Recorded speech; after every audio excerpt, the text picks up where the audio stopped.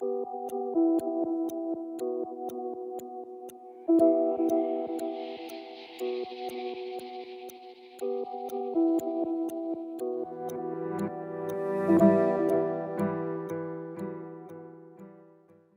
in the analysis, but first up, let's award our MVP of Game 1. Brigida, take it away.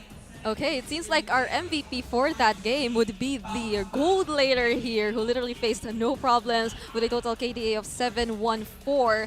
And this was the type of laning you would want to see from Kusei, because it blends well with what RSG Philippines really wants to do, which is to really establish the early game, and we've been saying that nonstop throughout this entire game. Now, as we've mentioned, the earliest parts of the game weren't really favorable for them. We've seen Minana try to really do something, set up some things, but even though we assumed it to be some time bought by that team for their gold laner as well, which was Doming, to actually take or dominate that lane, Kusei did not let that happen. Kusei and Light, they were able to manage really well, and eventually we felt the impact or the damage that he was able to build throughout the first few minutes of the game. And even those crucial Lord fights, we've seen him secure those objectives sometimes for his team because he was just that free. He really didn't feel any pressure coming in from the opposing team, unlike what we expected the situation to be. And these were the first few times where we've seen actually decent engages coming in from Minana as well, and RSG actually feeling the pressure and somewhat being scattered. We've seen like some delayed responses, but overall, once they were really able to find or to assign themselves what they were supposed to do eventually right after this fight,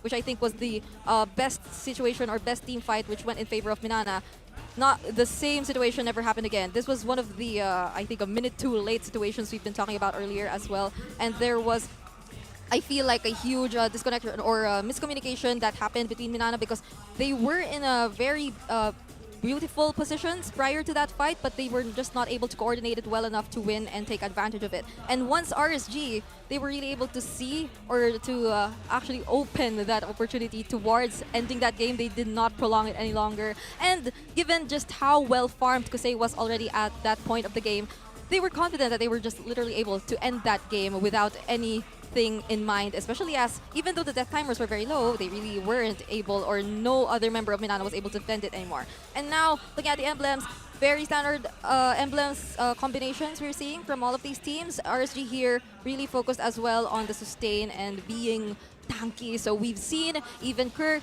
trying to respond to the sustain that they have, the building immediately the Sea Halberd, which we'll be looking at later on, or as you can see right now in our item builds. But one thing to point out as well is the build we see here from Spider Miles, not being able to secure or to establish a full item, even though we were already 15 minutes into the game. It was understandable he wanted to build like, or to have at least the early game damage and the Fury Hammer and some answers to the pressure, the damage coming in from the very well-rounded lineup here of RSG, who invested pretty well both in magic and physical damage.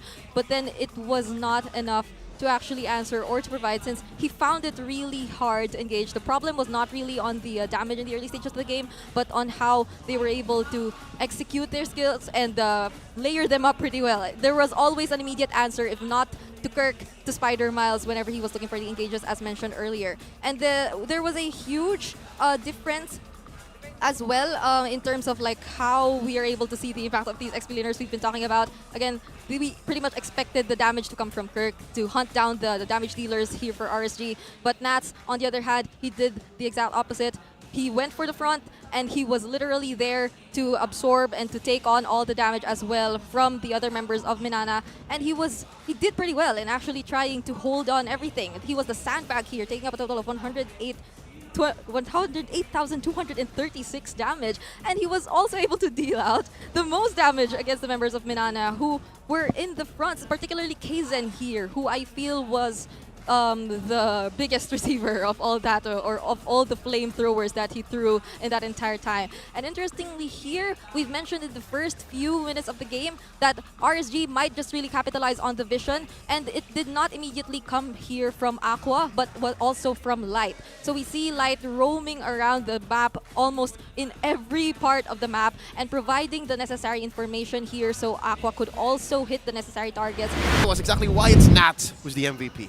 Right now, I think we have to give it to Nas simply because of just how impactful the final slashes were in this particular game as compared to what we've seen from that Arlott in game number 1. This this time, this Arlott had all the more opportunities to really go in. There was no, or there wasn't much answer to just the engages or the dives that RSG wanted to go for up against Minana Evos. Again, we've seen them pick up the thumbs instead of any other XP laner who could have also provided some crowd control, and they were very reliant on Spider Miles here to provide the main crowd control here for their team. So they actually found it to be quite a struggle when it came to the latter portions of the game, and as we've seen it right now here, there were a lot of objectives that were really in favor of RSG, and these were those moments we were talking about where Nats was really able to shine, just providing the best possible setups right when the Lord was already near that inhibitor turret and when all of his teammates were also near to provide the follow-up and the damage. And this, I think, is one of the biggest things that was lacking in terms of how Minana played their lineup earlier today. So there were times when they were kind of hesitant when wanting to go for the engage, and this was one of the few times that they weren't. But Spider Miles, upon actually deciding to pull off this Minoan Fury, Doming was way too far, or there was a lack of immediate follow-up coming in from Minana. And we're seeing right now that the moment Doming decided to use that Salmon Force, he was already surrounded by the rest of the members of RSG, and there was little to no help that could be provided to him. Also, simply because Kirk, he was also busy doing his thing, and he eventually was chased down by the other members here of RSG. So there were a lot of times wherein they did not feel like they were able to really connect or communicate well in terms of what they wanted to do, in terms of how they wanted to layer their skills as well as their plans when executing and pulling off a team fight.